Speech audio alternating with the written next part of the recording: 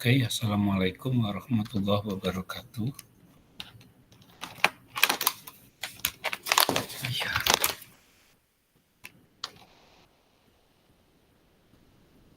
Good afternoon, everyone. Today we are going to discuss about delivering a speech.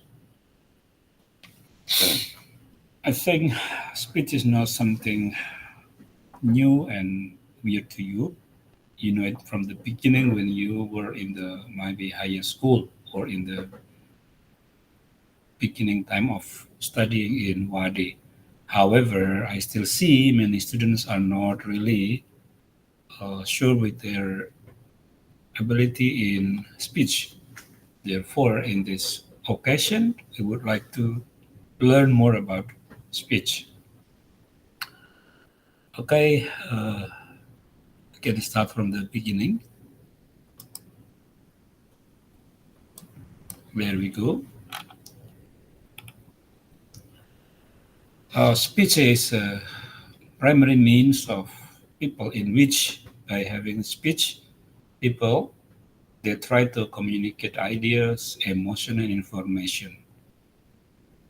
It is special for human being because maybe animal also do speech, but we don't understand about their speech. What we do understand is human speech. Why it is not easy for everyone to do speech because it is quite complex and dynamic process. It includes many criteria, many components like manner, matter, information, knowledge, eye contact, confidence, readings, and so forth. So, do you agree with me that speech is not easy? Yes, you're right. Therefore, we learn about the speech today. Before we go further on, what are the component of speech? We try to start first from the type of speech. There are many persons distributing and classifying types of speech, but I can take from one resource that there are at least eight types of speech. I said at least because maybe in another person and from different resources, you can find there are more than eight types of speech. But today we only learned eight types of speech. Okay, we can start from the one. Number one is informative speech, and then persuasive speech, inspirational or motivational speech, and debating speech. Why I give green shadow on some type of speech like informative, persuasive, and inspirational speech because this type of speech is going to be the type we used in your midterm test. Okay, we can start from the beginning. Informative speech is speech for educating the audience on a particular topic by information and then facts or data. For example, in lectures, seminars, public areas, announcements, public service, and so forth. Of course, it has specific what do you say features or indicators. The features are clear structure, straightforward language, and supporting visual or data needed. Why? Because it needs to convince people. Number two is persuasive speech. This type of speech intends to convince the audience or influence the forum to adopt a particular viewpoint from the speaker. For example, in the campaigning, in the Pilkada today, or in the motivational talks, or in sales, or in pitch competition, you need to convince people and audience to believe in you, to sell your ideas or products, and to follow you. This is what we call a persuasive speech because you try to approach, you try to persuade uh, audience and forum to follow you. This is also one type of speech is going to you to practice in your midterm test. And entertaining speech is for entertaining, like storytelling, jokes, wedding toast, and so forth. And inspirational and motivational speech, it is to inspire and to motivate people, so to encourage them to do better. For example, if you are in the big forum or in the soft skill training or in the schools or in the company, you're invited to give a speech and then you try to motivate. If you see the speech from the President Prabowo or the Minister of Finance Sri Mulyani and so forth, they try to motivate people, they try to motivate the ministers, their staff to do better, not to do corruptions, not to do any violence and so forth. This is what we call motivational speech. Of course, we can also have another type of speech, but we cannot learn them in detail one by one. So I just give the materials for you. You can learn by yourself. We have demonstrative speech, we have special occasional speech or ceremonial speech, we have impromptu and the last debate speech. This is going to be your insight and information for you that you can apply in the next time.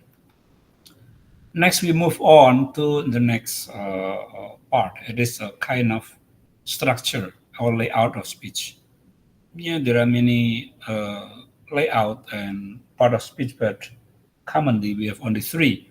The first part of the speech is introduction, second is body, or we can say also the main idea, and the third is conclusion. This is very important for you because this is something you have to fulfill in your speech in your midterm test. The first is introductions. It consists of greeting and acknowledgement. You can begin your speech by greeting the audience. For example, Assalamualaikum warahmatullahi wabarakatuh. Good morning, everyone. Good afternoon, everybody.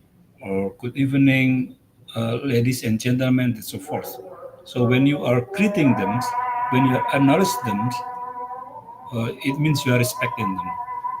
And then you can next is make a hook or try to capture them, try to engage them by saying captivating statement like "Hello everyone, I hope everyone is happy today," or maybe questions: "Are you healthy today? Are you happy today? Are you satisfied with your life today?" Or maybe quote: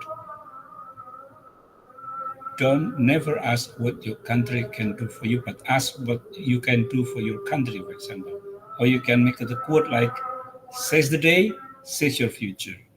That's what we call quote. So you have to initiate and begin your speech by making quote. And then, or you can make a story or to get attention. You can the story related to the main topics of your speech.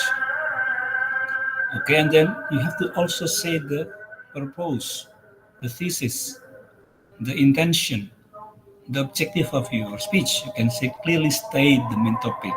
For example, today I'm going to deliver speech about how to deal with the problems of students. So they have to say the intention or the purpose of your speech clearly and explicitly in the beginning. And the last, you can give the preview of the key points. We can say later on the next part, I will explain you first what are the problems of students today. Second, what makes the students have these problems. Third, what are the situations to create these problems. And fourth, how students deal and compromise with these problems. That's the 4 points I'm going to deliver on my speech. So this is what we call preview. And then after you did your introduction, then you move on to the body of your speech. In the body, you can introduce the point of your speech. You can support your speech with the evidence. And so you can relate the audience with the real situation and the context what's happening today. And the last, you can transition to the next point. This is what we call signposting. For example, okay, I'm finished with point number one about the problems of students today. And now I'll move on to the second point. What situation and environment that creates, that result in the student problems today. That's what we call transition, okay? Then you can do it repeatedly until the end of the points come up. Next, after you already successfully and comprehensively explain about the points of your speech, then you can make the last part as conclusion. In the conclusion, you have to summarize the key points, then call to actions and closing statement. For example, you can repeat what have you explained in the opening, and can you make a summary and short statement of your points in your speech. For example, okay, everyone, now I already told you the points of problems. The, the main problems of students today are the first, the health problems, the second, psychological problems, the third, sociological problems, and the fourth is economic problems. And then how do they deal with that? The students have different strategies to deal with those problems.